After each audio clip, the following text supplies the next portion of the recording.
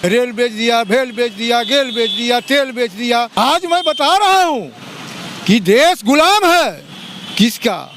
अंबानी और अडानी का। आज आप हमारे इशारे पर नहीं चल रही है सरकार, अंबानी और अडानी के इशारे पर चल रही है। मोदी जी, आप में अगर लाज शर्म हया है तो पेट्रोल को जीएसटी में लाइए। टीएमटी मतलब? टीएमटी मतलब टावर तोल तेल मालिश। तो टावर तोल तेल मालिश कर रहे हैं, उनको मंत्री नहीं बनाया है नंद किशोर यादव को, तो मालिश कर रहे हैं कि हो सकता है कि अगर हमको बना दिया जाए। 1,80,00,000 लोगों को प्रत्येक साल नौकरियों को खाने का काम कर रहे हैं। लोग नौजवानों को पकौड़ा बेचवाने के काम आपने किया, लेकिन वो भी तेल नहीं मिल रहा है। 200 रुपये लीटर सरसों तेल है, पकौड़ा भी बेचने पर उन लोग को आफत है। जुमलेबाजी प्रधानमंत्री, हम उनको प्रधानमंत्री नहीं मानते हैं। ये प्रधानमंत्री ये लायक नहीं है। ये बेरोजगार लोगों को हटाने का जो काम किया है, वो सब सरकारी परिसंपत्तियों को जो बेचने का काम किया है उसे रोकिए, और देश को जो गुलामी के कागार पर पहुंच गया है उसको बचाने का काम कीजिए। सूट पहनते हैं, करोड़ों रुपया का सूट पहनते हैं, उनको इस सबसे असर नहीं पड़ता, लेकिन हमें असर पड़ता है। प्रधानमंत्री नरेंद्र मोदी जी का आज 71वां जन्म दिवस है और यहाँ पे आप देख सकते हैं कि राजद कार्यालय के बाहर एक बोर्ड लगा है। मोदी जी आपके उम्र हुए 71 साल, देश की जनता का हुआ बुरा हाल। और यहाँ पे मोदी जी को टैग करते हुए लिखा गया है, कसम मुझे इस मिट्टी की, मैं देश नहीं बिकने दूंगा। यहाँ पे राजद कार्यालय में भी प्रधानमंत्री नरेंद्र मोदी जी को शुभकामनाएं दी जा रही है उनके जन्म दिवस पे। यहाँ पे बात करने के लिए हमारे साथ में है मनोज कुमार यादव। देखिए, प्रधानमंत्री तो आप देख ही रहे हैं, ये प्रधानमंत्री जो है लिखे हैं, हम लोग लिखे हैं, मोदी जी आपकी उम्र 71 साल, देश की जनता हुआ बुरा हाल। क्या हुआ तेरा इरादा, क्या 1 साल में 2 करोड़ नौकरी देने का वादा है? ये नहीं चलने वाला है। ये प्रधानमंत्री जो है केवल जुमलेबाजी करने से काम नहीं चलेगा। आज जो युवा जो है आज त्रस्त है। पेट्रोल का देखिए, महीना में 5 बार 6 बार पेट्रोल के दाम बढ़ रहा है। डीजल का देख लीजिए। ये जुमलेबाजी से काम नहीं चलने वाली है प्रधानमंत्री जी को। कहा जाता है कि देश के सबसे मजबूत प्रधानमंत्री है, सबसे लोकप्रिय प्रधानमंत्री है। ये जुमलेबाजी प्रधानमंत्री, हम उनको प्रधानमंत्री नहीं मानते हैं। ये प्रधानमंत्री ये लायक नहीं है। ये हमारे साथ है आरजेडी के महासचिव अरुण भाई। सबसे पहले मोदी जी को जन्मदिन की बधाई देते हुए कहना है कि मोदी जी, आप तो प्रधानमंत्री बन गए, और बनने के साथ क्या वादा किया था आपने वादा किया था कि 2 करोड़ लोगों को नौकरी देंगे प्रत्येक साल, और क्या कर रहे हैं? 1,80,00,000 लोगों को प्रत्येक साल नौकरियों को खाने का काम कर रहे हैं। लोग नौजवानों को पकौड़ा बेचवाने के काम आपने किया, लेकिन वो भी तेल नहीं मिल रहा है। 200 रुपये लीटर सरसों तेल है, पकौड़ा भी बेचने पर उन लोग को आफत है।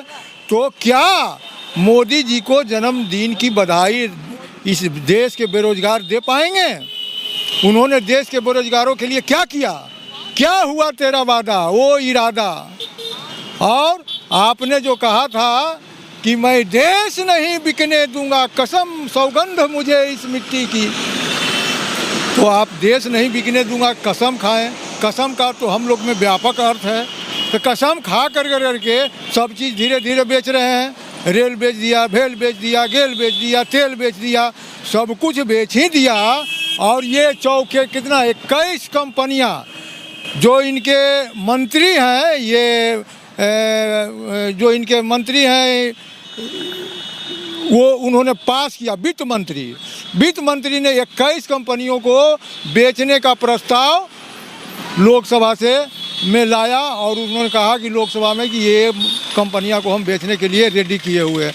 तो ऐसे देश का प्रधानमंत्री है। आपको याद होगा कि पहले देश हमारा गुलाम कैसे हुआ।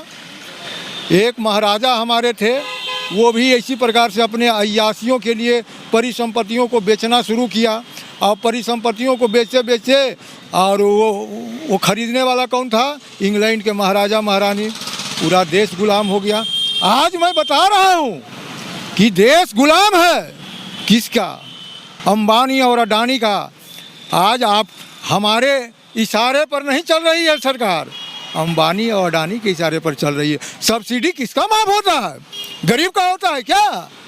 सब्सिडी माफ हो रहा है बड़े बड़े पूंजीपतियों का, बड़े बड़े जो कारपोरेट जगत हैं, जो नरेंद्र मोदी के यहाँ 5,000 करोड़ और 10,000 करोड़ का पैकेज माफ़ कर देते हैं, और उधर से बीजेपी के अथी में फंड में भेज देता है 1,000 करोड़ 2,000 करोड़ भेज देता है। तो इस प्रकार से देश, हम लोग को, हमारा देश जो है वो स्वतंत्र नहीं, फिर से परतंत्र हो गया। ये कारपोरेट घरानों के इशारे पर हमारी सरकार चल रही है। हम इसका विरोध करते हैं। नरेंद्र मोदी जी को इसी दिन, जन्मदिन के दिन ही मैं कहना चाहता हूं कि मोदी जी, आप में अगर लाज शर्म हया है तो पेट्रोल को जीएसटी में लाइए। बेरोजगार लोगों को हटाने का जो काम किया है, वो सब सरकारी परिसंपत्तियों को जो बेचने का काम किया है उसे रोकिए, और देश को जो गुलामी के कागार पर पहुंच गया है उसको बचाने का काम कीजिए। एक नेता है नंद किशोर यादव, आप तो उनको जानते हैं, आज विश्वकर्मा पूजा है, बहुत अच्छी। वो कहे हैं कि मोदी जी नव भारत के विश्वकर्मा हैं। अब यहाँ तो टीएमटी करने वाले तो कुछो कह सकते हैं। टीएमटी मतलब ताबड़तोड़ तेल मालिश, तो ताबड़तोड़ तेल मालिश कर रहे हैं। उनको मंत्री नहीं बनाया है नंद किशोर यादव को, तो मालिश कर रहे हैं कि हो सकता है कि अगर हमको बना दिया जाए। मंत्री बनने के लिए ये सब कर रहे हैं कि अब जितने लालू यादव को गाली देंगे हमको बनाया जाएगा। ये स्थिति है। आप लोग ऐसा क्यों कर रहे हैं? आज देश के प्रधानमंत्री का जन्मदिन है, कम से कम आज के दिन तो राजनीति नहीं करते। राजनीति नहीं कर रहा हूँ मैं, आप बता दीजिए एक भी असंसदीय शब्द मैंने नहीं लिखने का काम किया है।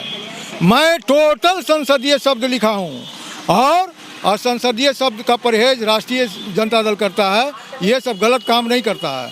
और आज उनके जन्मदिन के अवसर पर मैंने ये फरियाद डाली है जनता के बीच में।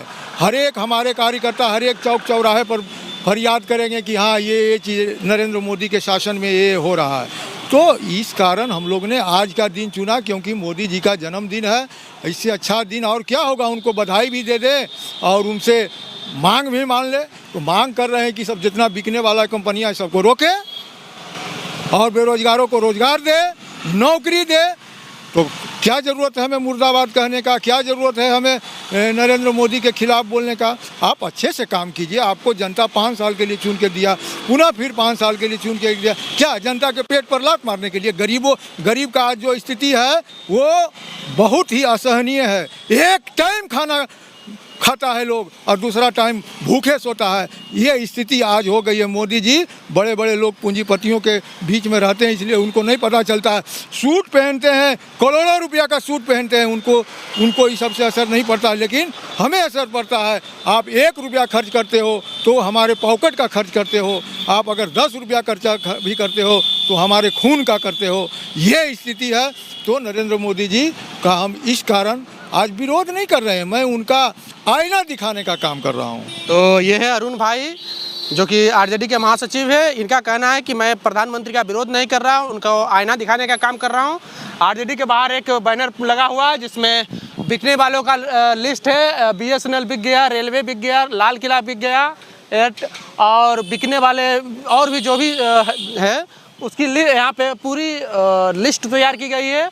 यहाँ पे तेजस्वी यादव जो कि नेता प्रतिपक्ष है, उसने उनका भी फोटो लगा हुआ है। देश की संपत्तियों को बचाना कौन सा राष्ट्रवाद है? आपको हमारा ये रिपोर्ट कैसा लगा आप हमें कमेंट सेक्शन में बताएं।